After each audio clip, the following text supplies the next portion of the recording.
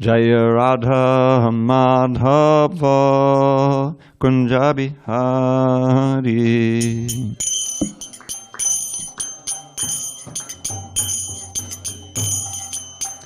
Jaya Radha Madhava Kunja Bihari.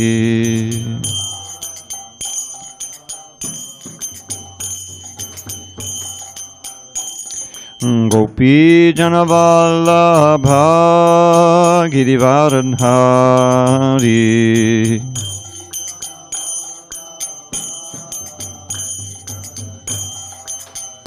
Jaya Gopi Janavallabha Girivaradhari.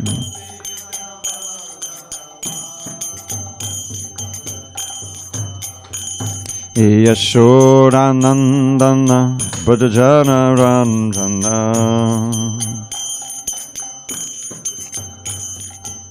Yashodanandana Brajana Ranjana.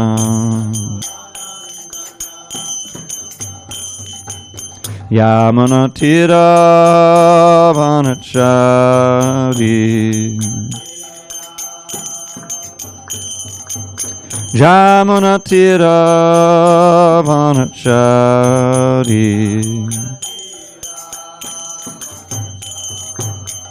Jaya Radha Madhava Kunja Bihari.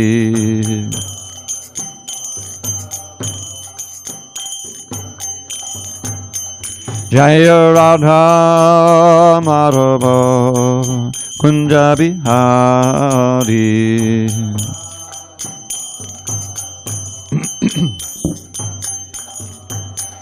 Jaya Radha Madhava Kunja Bihari.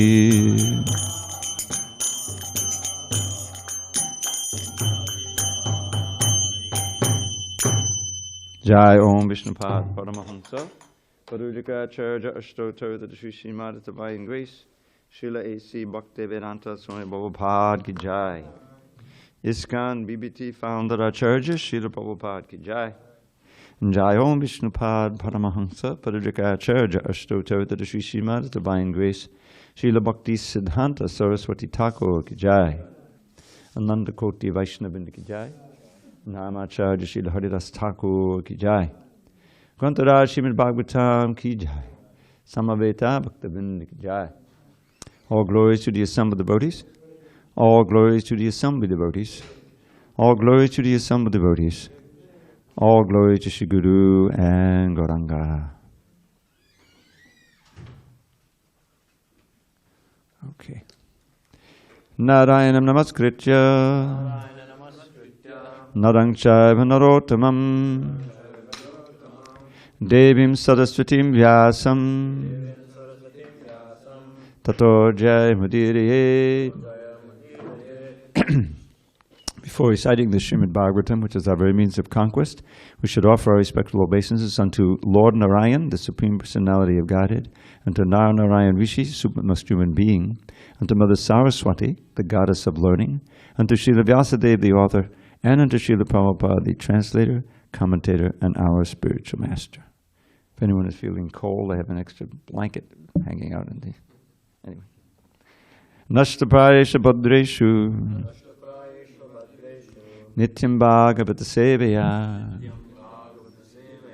Bhagavatyuttama Shloke Bhaktim Bhavati Naishtiki. By regular attendance in classes on Srimad Bhagavatam and by rendering devotional service to the pure devotee, all that is inauspicious within the heart is destroyed almost to nil, and loving devotion to the Supreme Lord, who is glorified in transcendental songs, is established as an irrevocable fact. Time out.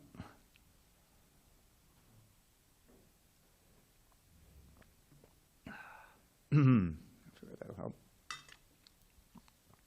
Okay. On this 20th day of December 2021 in San Diego, we're reading from Srimad Bhagavatam, translation and commentary by His Divine Grace, A.C. Bhaktivedanta Swami Prabhupada. We are in Canto 5, The Creative Impetus, Chapter 10, the discussion between Jada Bharat and Maharaj Rahugana, Text number 14. Etavad anuvada paribhashaya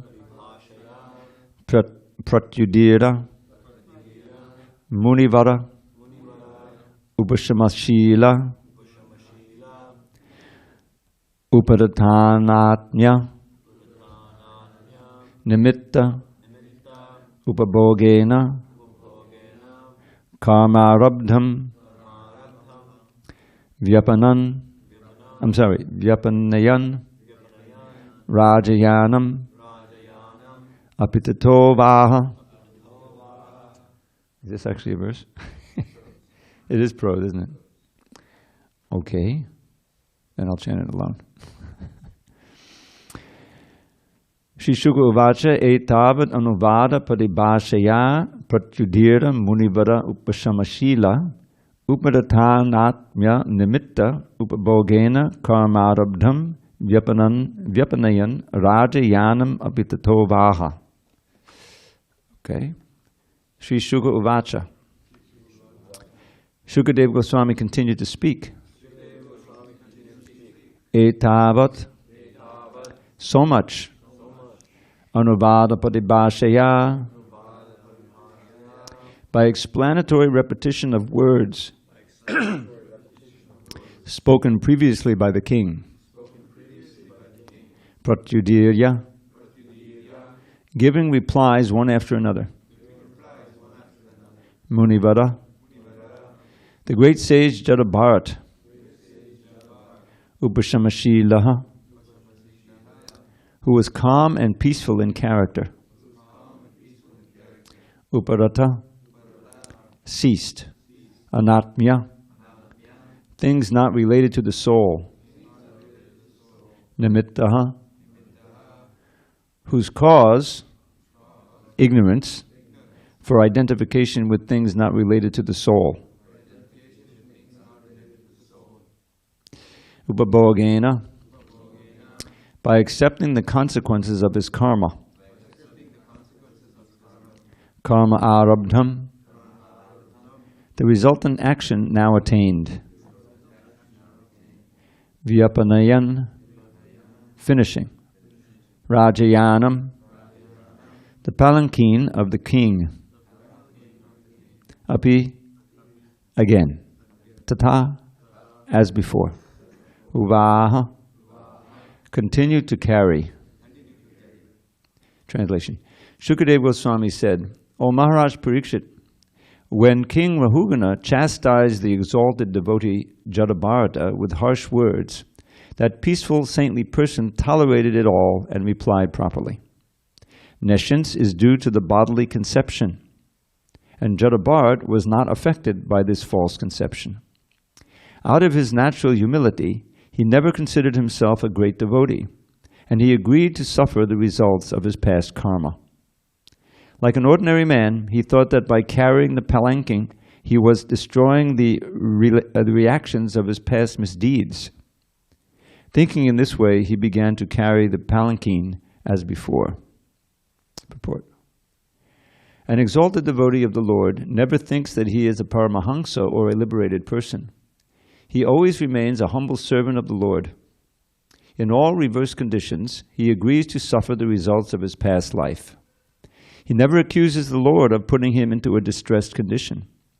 These are the signs of an exalted devotee. Tatte nukampam susamikshamaanaha.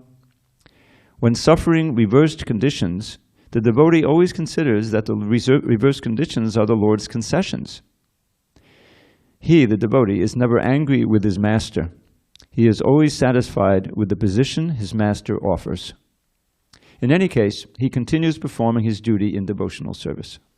Such a person is guaranteed promotion back home, back to Godhead. As stated in Srimad Bhagavatam 10:14-8, Tatte nukampam susamikṣamano bundana evatmakritam vipakam Ridden Bhagavapurbi Vidadan Namaste Jivete Yo Muktipade Sadaya Bhak. My dear Lord, one who constantly waits for your causeless mercy to be bestowed upon him, and who goes on suffering the reactions of his past misdeeds, offering you respectful obeisances from the core of his heart, is surely eligible for liberation, for it has become his rightful claim. Om Jnana Timirandasya Jnanandana Shalakaya Chakshu Unmilitam Mena Tasmai Shri Gurave Namaha. I was born in the darkest of ignorance, but my spiritual master Srila Prabhupada opened my eyes with the torchlight of knowledge. I offer my humble obeisance to him and all members of Sri Parampara. So the main subject here is tolerance. Tolerance of the devotee. Under all circumstances, and at the same time, waiting for the mercy of the Lord. Prabhupada quotes this famous verse, Tatte nukampam susamikshamana bunjana eva nukutam vipakam.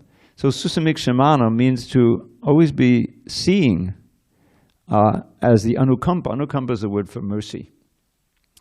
And bunjana means experiencing. Eva atma kutam vipakam. The vipaka means the difficulties, the dangers. It's related to that word, vipadak santudakshasvat, the same word. Understanding atmakritam. It's something that I did. It's the result of something I did. It's not, some out of the blue punishment or by chance or anything, my bad luck. It's the result of my past misdeeds. And the devotee sees, it's been minimized. Even if it's very severe, he's saying it could have been much worse, and Krishna's just given me a taste of the pain. How kind he is. Let me go on. Let me serve even more enthusiastically. And there's also nice things that happen. That's also part of your karma. Said, Krishna's so wonderful. He cured me from that disease. Now I can serve even more, even better. So the idea is that no matter what happens to you in this course of your devotional service, you're seeing it's a cause for feeling grateful to the Lord. You can see how that nothing can happen to you in which you become discouraged. You think, there's no God. How could a God let someone like me? I've been chanting 16 rounds for 3 months, and now this happens to me? This philosophy is that, you see? No. The sincere devotee is always thinking, yes, I've been in this material world for so many lifetimes performing sinful activities, and I'm due to so much punishment, but Krishna's given me, a little sprained ankle or something, Of course, I think the sprained ankle, I was thinking, whoa, I'm getting old. No, but the point is that you see it as, okay, Krishna's testing me. And I can't help, I drove all the way up to LA yesterday with Bhadri Maharaj. I didn't expect to go. You told me you weren't going. So Bhadri Maharaj said, you should ask me, don't ask him. So I ended up going. I found out at about 10 to 9 that we were leaving at 9. So I didn't have much breakfast. So we went all the way up there, and the whole temple was filled with people who were appreciative of Sura. I had no idea how influential he was. All that preaching through the temple bhajan band and devotees from all the... Vaishya was sitting right next to me, and he gave the most wonderful talk about Sura. They went all the way back when there was a new Bhakti, I think in St. Louis. They was distributing together, and he was oftentimes with Sura distributing, and how he was so determined. I mean, his health was never really that great. He had a whole problem with his feet early on because the devotee was standing out, in the airports for hours and hours and hours. So eventually he developed some foot problem. He had to be in a wheelchair. He's out there in airports in a wheelchair. And they tell this story how there was a couple of detectives who were not their friends, who were on their case all the time about getting out of the airport. And so one time one of those guys came and took his wheelchair and threw him onto the floor of the airport. Dumped him right out of the wheelchair. So he struggled back into the wheelchair and kept distributing. He didn't like get angry. He didn't like scream. He didn't call the police. Thinking that this guy, because he was a plainclothes detective, and he just kept distributing. And the latter part, I mean, it was actually practically superhuman tolerance. For years. How long did he have this diabetes? 15 years or so, And he was doing this temple bhajan band. He would travel in cars for 5 hours with band, preach anywhere, and then go and get the dialysis twice a week, which is so painful and discouraging, and come back and lead the kirtan. And every Rath Yatra, you'd see him, leading the band, even in the latter couple of years, on the stage for hours chanting. So determined and so tolerant of these difficulties, and going on with his preaching. So he's a great example. Prabhupada was the greatest example. How, just to get on the boat was an incredible, courageous act. And he suffered so much on that boat, getting nauseous. He'd never been on the boat before. Two heart attacks, And so he came to him, finally landed in America. Why have you brought me to this place? He wrote that same, this horrible place. How will I make them understand? Well, you brought me for a certain purpose, O Lord, so please make my speaking nicely so that they'll understand, And then for almost a year, basically, he got robbed, It's amazing. He had already made that tape of the introduction to the Bhagavad Gita. He dictated on it, reel-to-reel, big reel-to-reel tape recorder had been donated. And he made that up in the office where he was living, where Dr. Mishra had given him an office to live in. And so he had to walk across town to bathe and to take prasad, cook.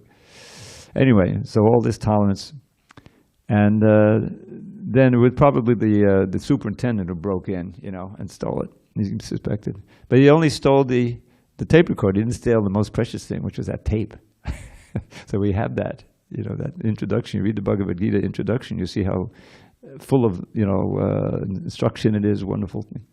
Anyway, so everyone knows his story, anyone who reads Prabhupada's life, how he was so tolerant. Even his own disciples, they would sometimes sell the temple they were in and pocket the money and go off somewhere. That happened. So many things. But he pressed on with his duty, which is duty and preaching and set an incredible example for all of us for all time. So this is the nature of great devotees. They embody this verse.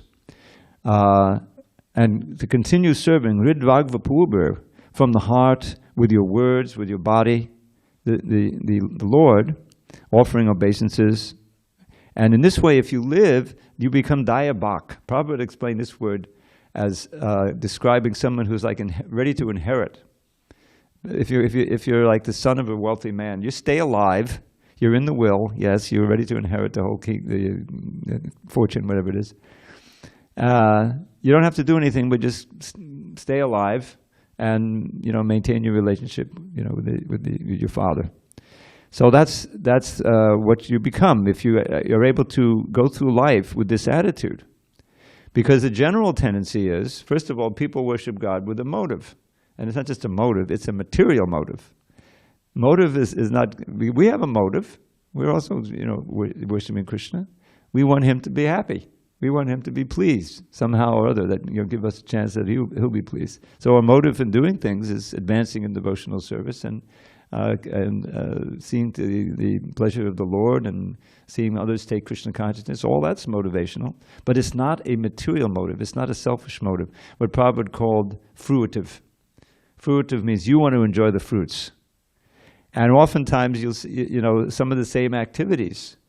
Was it Vijay reading or something, or you're giving your own thing about mundane salesmen? Their whole idea is to try to convince you that they have something that you want, and they're really anxious that you get it, and therefore we're cutting the price in half. Of course, we doubled the price yesterday, but you don't know. They don't tell you that. They say, we really want you to have this. This is going to be really, In other words, faking at the idea that they care about you. But people realize they're being taken advantage of. It's a dog-eat-dog world, they say, right? But the devotees have a different motive. If they can sense that, if one is saying, yes, we really want you to have this book for your good, whatever donation you give, it's worth millions of times more than that. Because it can give you the information by which you can end your millions of years of birth and death, old age and disease, and attain the highest happiness and we really believe it, and we're also experiencing some of that, that relief of material miseries, and we're inspired, we want to serve our spiritual master. All these motivations are there, but they're pure. They're not selfish. It's not that you're going to get a big commission. You sell 20 books, get more commission. It's not like that. Your commission is purity and being more attracted to the deity and being able to really focus on that holy name and chant with, that's the result which you're looking for, and that's the result you get. So this Tattenu Kampam Susamikshimano, this verse has a wonderful pastime behind it. I'll tell you this quickly. Some of you haven't read through the Chaitanya Charitamrita.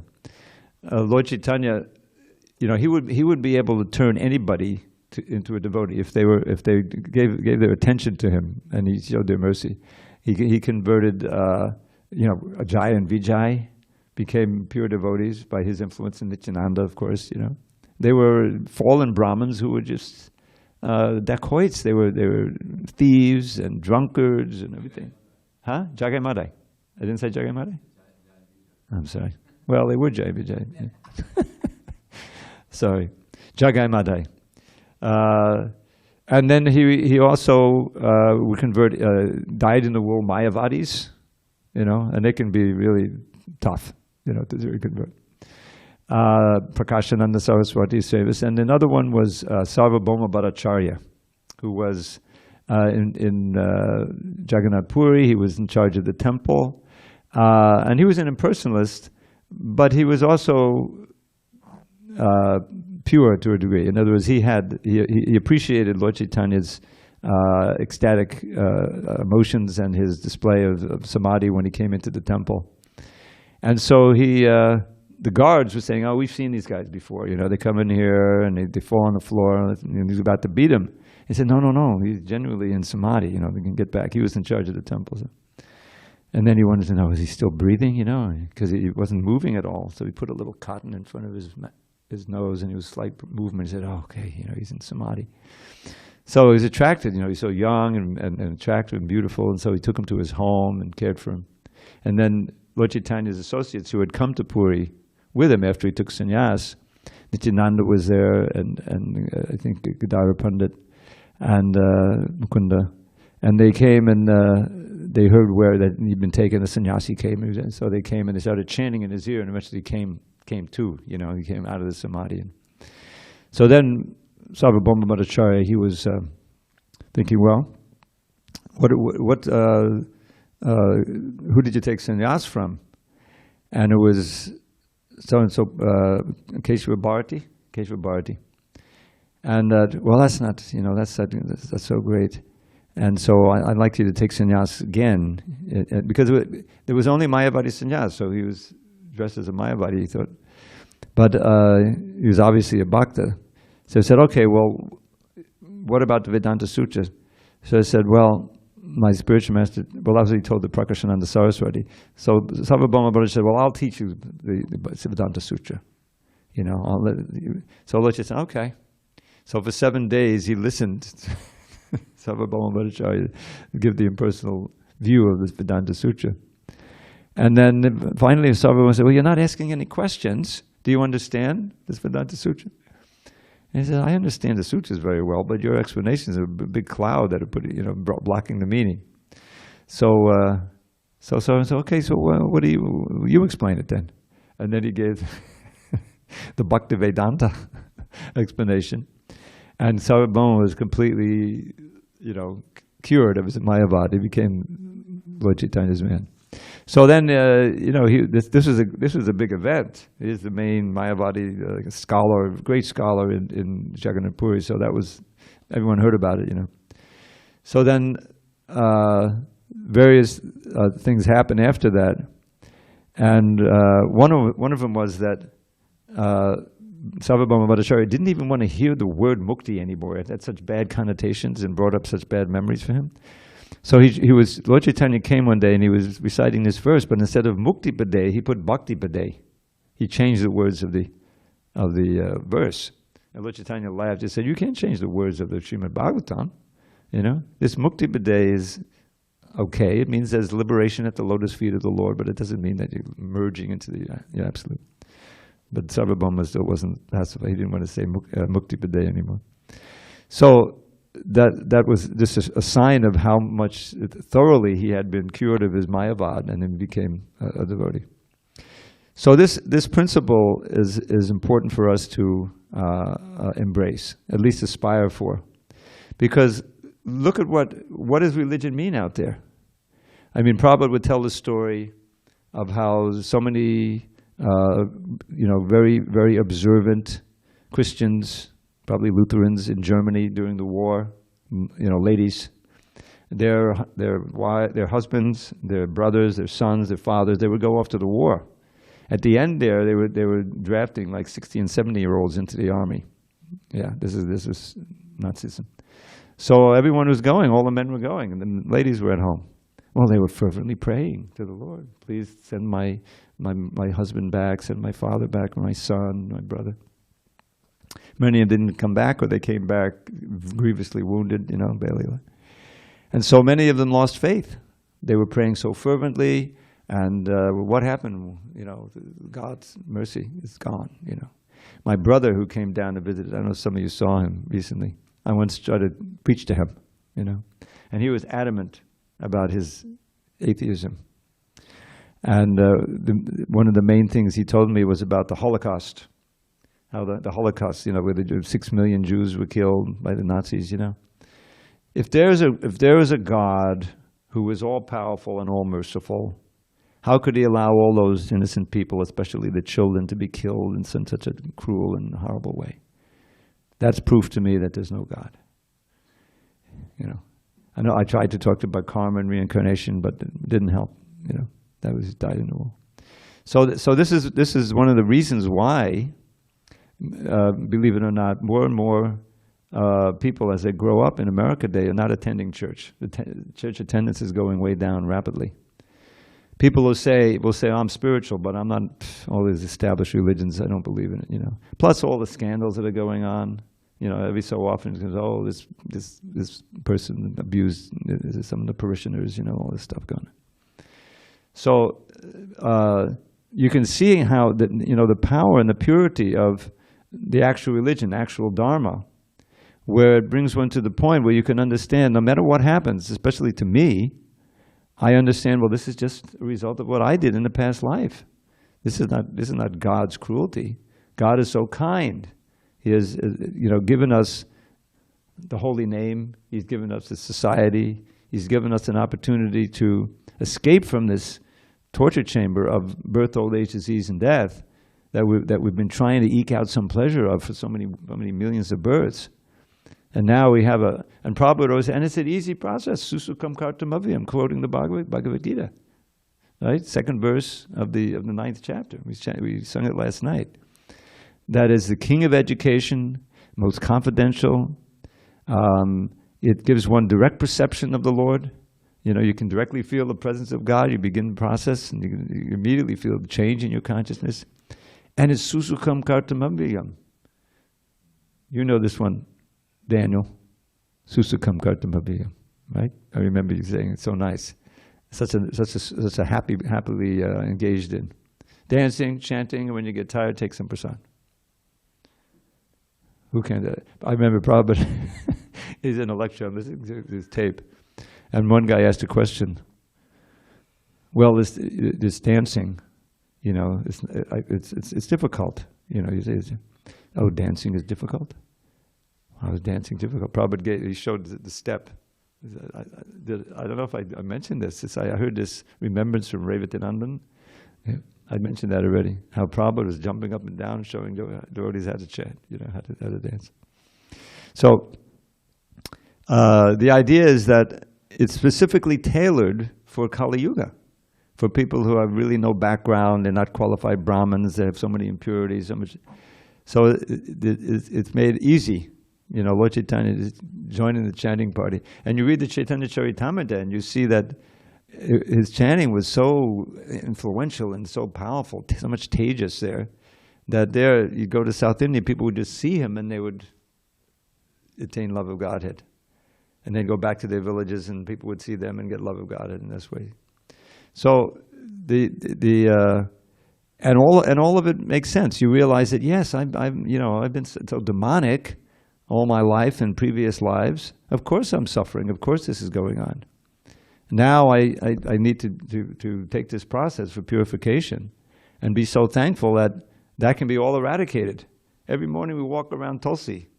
It's so nice to think of the meaning. There's actually two stages of this worship. One is this very internal, very high song that we sing. Right away you say, Radha Krishna Seva Pava He Abhilashi. My ardent desire, Abhilash, my ardent desire is to be a servant of Radha and Krishna. Well, maybe we can say my ardent desire is to have that ardent desire to be a servant of Radha. But anyway, it brings, it's a very intimate song. Let me become your eternal maidservant, But then you walk around Yani Kanich Papadi. If you just walk around Tulsi, then all of your sins are eradicated. Well, okay, this is we're already chanting Hare Krishna. So much of what we do is the first immediate result is eradication of sin-free actions, which is a tremendously valuable thing. Is that so much mercy. And who knows what we did in past lives? We could have been the worst demons, but it's eradicated. So don't commit any sins anymore. Continue with your purification and awaken your original love for Krishna. So this, here it is, and it's information in this book. And of course, as devotees, we should have faith that this is true, and that this is not something new in Srila Prabhupada's books, but is reiterated again and again.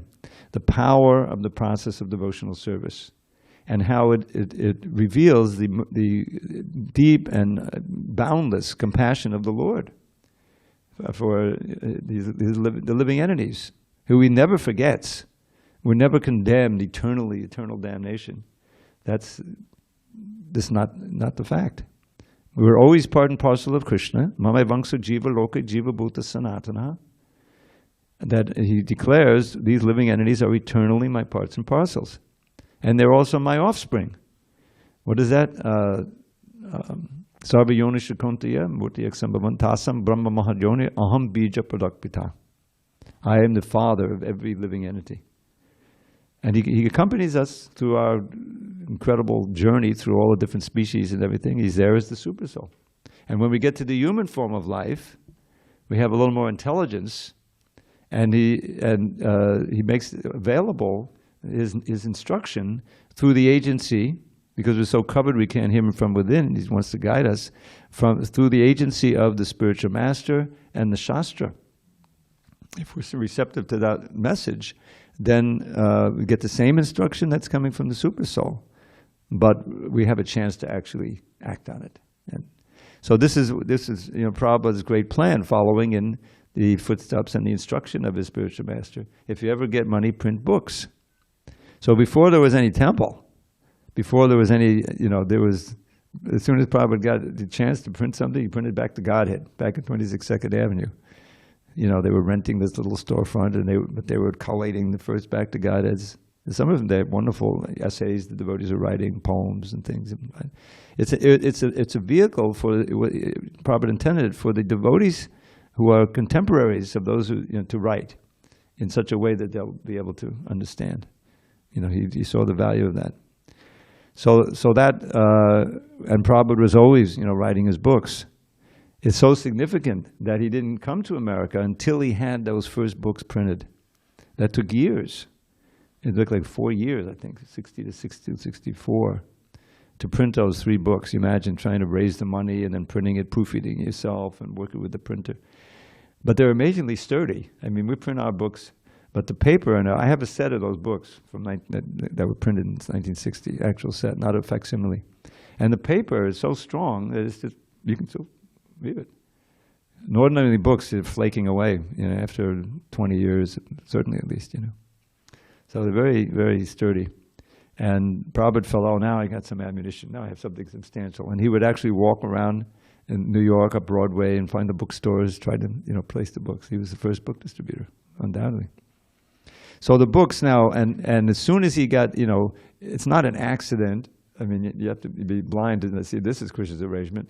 Who does he meet? Practically the first person he meets who's really receptive, a teacher of English in college, another professor of English, Hayagriva, to help with the book production, obviously.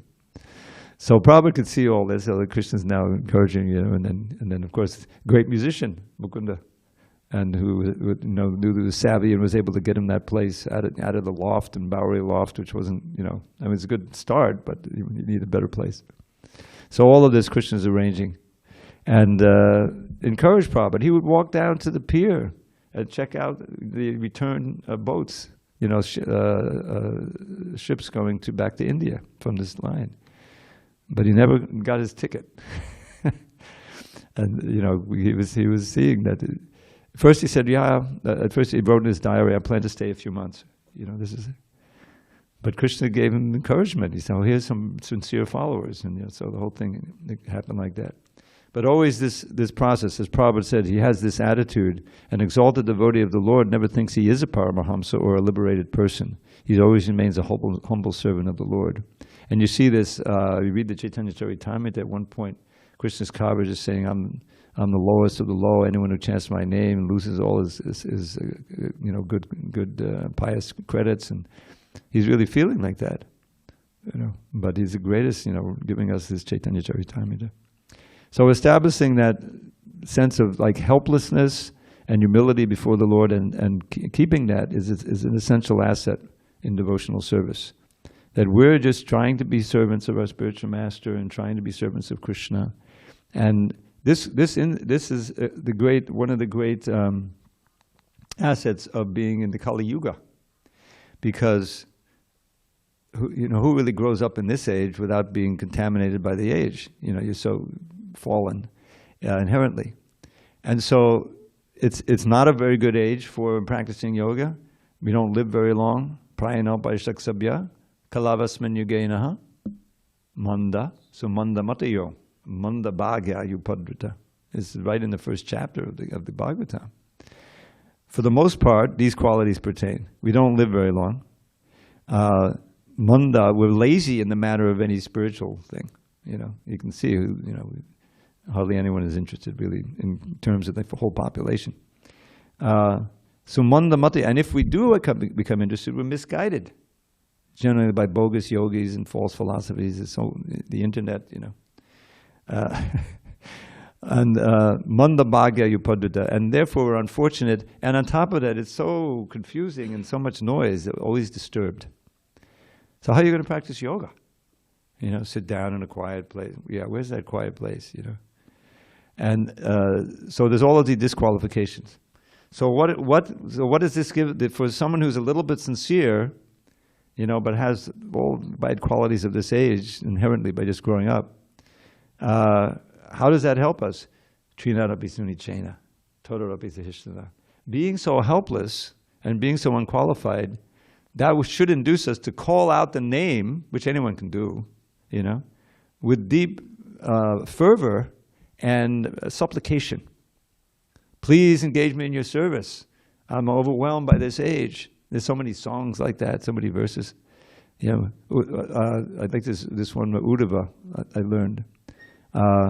Dashtam janam sampatitam bileshmin kalahina chuddisukota tarsham sambuddharayanam kripayapa varga vachobarasin chamahanubhava. This is practically, could be chanted before every Gita class. Maybe I'll try it tonight, see what happens. So he's saying, my dear Lord, I've been bitten by this snake of time, this poison snake of time. Dashtam janam, this person. Dastam janam sampatitam bilesman. I've fallen into a big snake hole, naming this material world. Bile.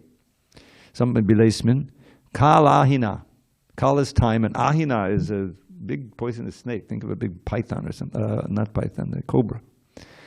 And yet, despite this situation, I'm helpless in this hole of the material world and danger. And the time is always pushing me on and creating horrible situations for me. Chudrisukoro tarsham.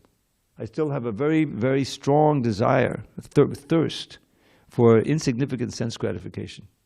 Chudra sukha. Chudra means petty and foolish. Sukha, that's sense gratification. Urutarsham. In other words, I'm so insane, we read about this yesterday, that I'm still trying to enjoy here, which keeps me bound up in this world and subject to this snake of time. So now what? Third line, it said, Samudhat Ainam, please lift me up out of this hole completely. How? Kripayapa Vargaya Vachobi, with your words, out of your mercy, your words which will give me liberation, Apavarga.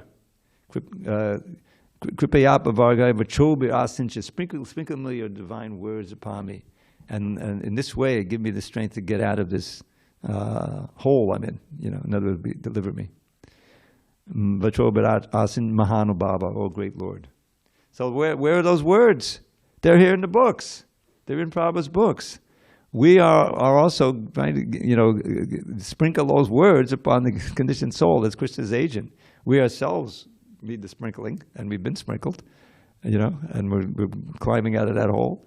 But we also want to pull as many other people out as possible, living entities. That's the Lord's mission. That's the Lord's. That's what pleases Him the most, as He says very distinctly in the Bhagavad Gita. So this is how we're sitting here. Somebody in the movement, had the purity and the desire to give us a clue about Krishna consciousness directly, and of course with the literature. So this is the actual only hope for this world, which every day seems to be hurtling toward disaster in so many different ways. I read about the other day how the Antarctica, they're really worried, the scientists, not just popular writers, but that the Antarctica, a big hunk of it anyway, which is huge, it's a big continent, could melt and break off and start floating around in the ocean and then melt and raise the seas here 10 or 15 feet. Yeah, that's what it's for real. So, all because people are greedy for material things and this society is going on. Instead of simple living and high thinking, it's very complicated living and low thinking, and just the opposite. Okay. So, I won't read the verse again since it's not a verse. Sorry, I miscued you. You didn't have to write it. I thought we were into verses. I think we'll get into more verses as soon as no, actually, we go into more prose now. Okay. Just tomorrow, then the next day to start again. Okay. Any questions, comments? Hare Krishna. Haribol. Okay, May I? Go ahead, Vijay Krishna Prabhu. Yes, Dravida Prabhu. The quote from the purport 5:10:14 is, quote, "He is never angry with his master.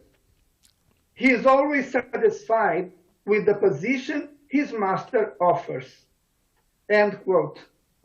So, Prabhu, my question is, if the advice given by this quote is for us to be always satisfied with the position that the master offers, why is it that in the Nectar of Instruction, verse 3, I find Rupa Goswami asking us to be enthusiastic?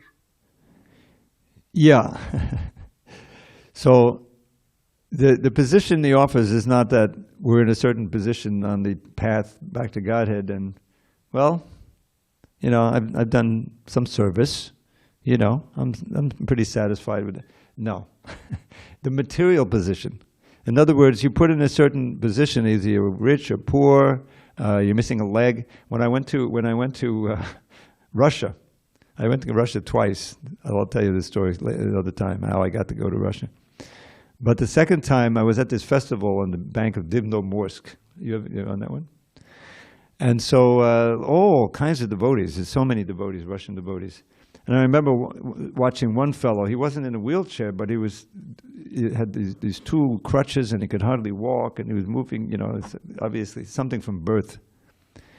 And yet he was moving toward and finding out how he could offer his dandavats, and he did, in spite of all that. And some devotees helped him get back up, like that.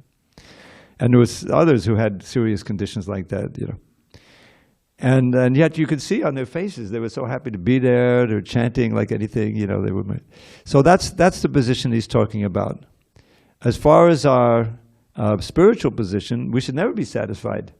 We should always be laulium, greedy for more. That's the prerequisite for advancing toward perfection. The spirit, yeah, this is why, you know, that's what prayer is all about. What do you pray for? If you believe in God, what do you pray for? You know, most people pray for material things. But devotees, real devotees, pure devotees, never pray for material things. They're always praying for love for Radha and Krishna. They're praying for more service. They're praying that other devotees will get their health back, you know. But you're not really praying for anything material.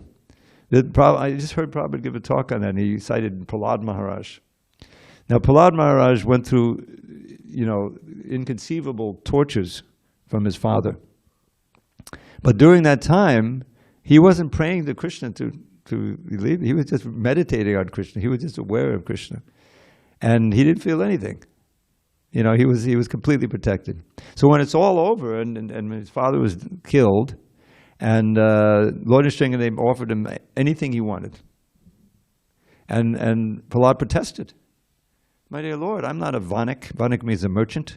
I didn't do all this stuff so I'm going to get a planet or get a universe or anything like that. Please don't tempt me. I was born into a family of demons. He's kind of joking, you know. Don't tempt me, you know.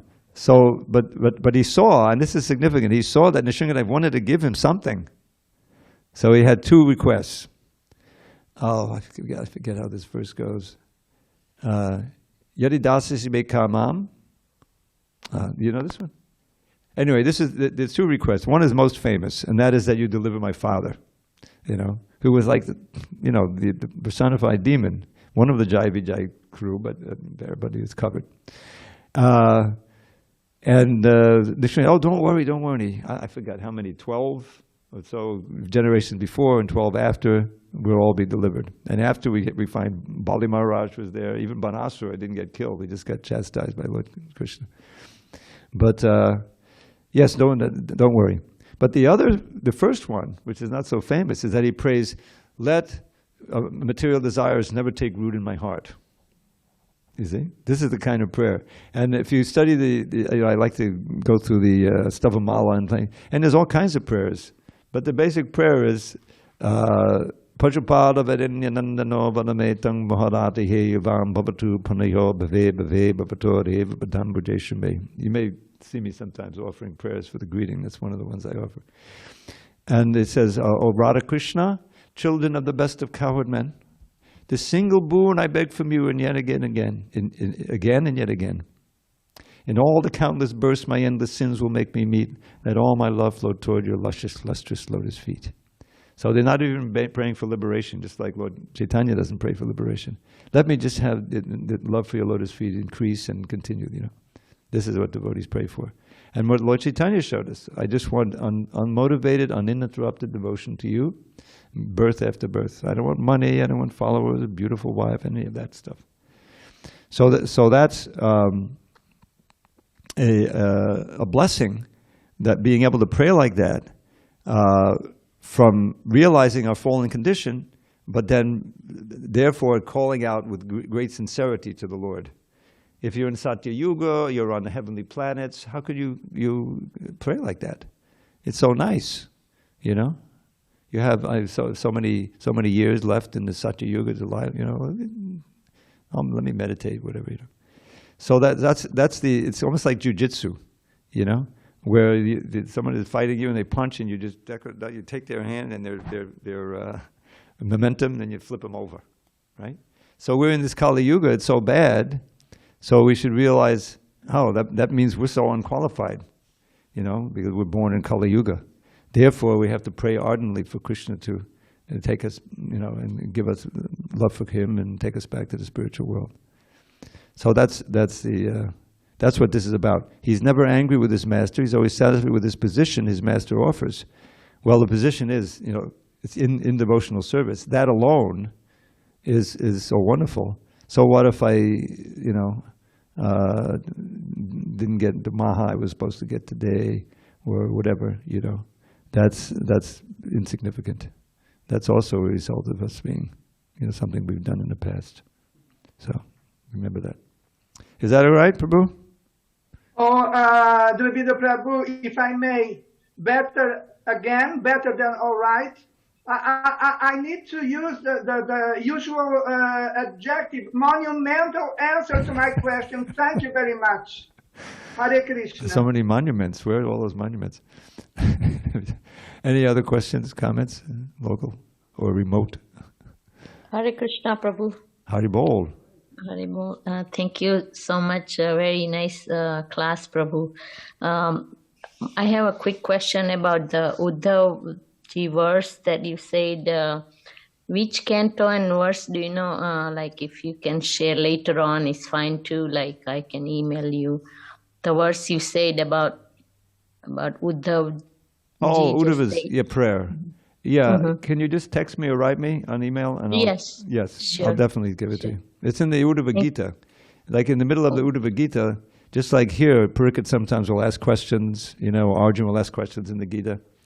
And so Uddhava, this is one of the times where he encourages Krishna, please go on, pouring these nectarian words at me. It's a wonderful verse. I'll give it to you. But then next time I see you, you need to chant it, okay? Yes, Prabhu, I will try Okay. I want to memorize and try to chant it. So thank you for encouraging me. And Are we going to see you in the evening class sometime too, like we used to? Prabhu, I'm out of town. I'm in Silicon Valley. So Okay. So we'll hear you online then. Hare yes, Krishna. online. Yes, Prabhu. Thank you. I miss Radha Girdhari and association of everybody. But with Lord Krishna, I get my Guru Maharaj association here. So I'm fortunate. I feel good. Thank you so much. Okay. Haribol Dhanavai. Haribol. Haribol. Yes, Bhakti Daniel. I like that jacket you got. Oh, go ahead. thank you. Just kidding. A great devotee. Let me borrow it. Yeah, right.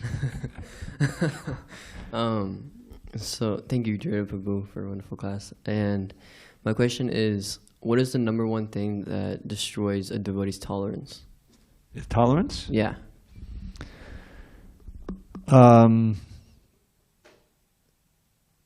Well, weak sadhana, because the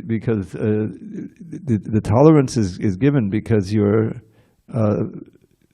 feeling Krishna's presence. You're transcending the bodily concept of life, and so you're not as concerned. But as soon as your sadhana gets weak, you go inevitably back into the bodily concept of life, and then the problem is that you react, to something that happens. Like someone may, some other devotee may do something that is not so pleasing to you, and if you overreact, then you're committing an offense.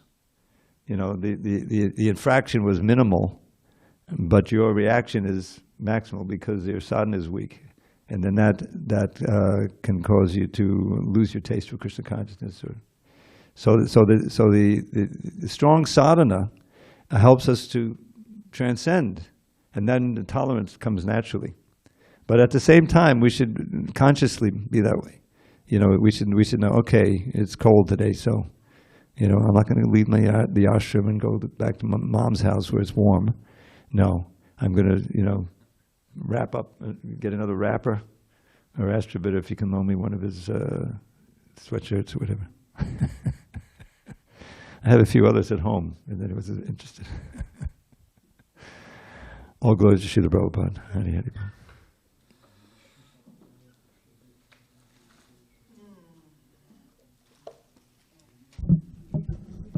Do you have the verse number which you pray every day, you say? Give it to a doctor. I'm going to the doctor. Okay, I don't know if you give that one to a doctor. Yeah, speak a little louder, Tapas.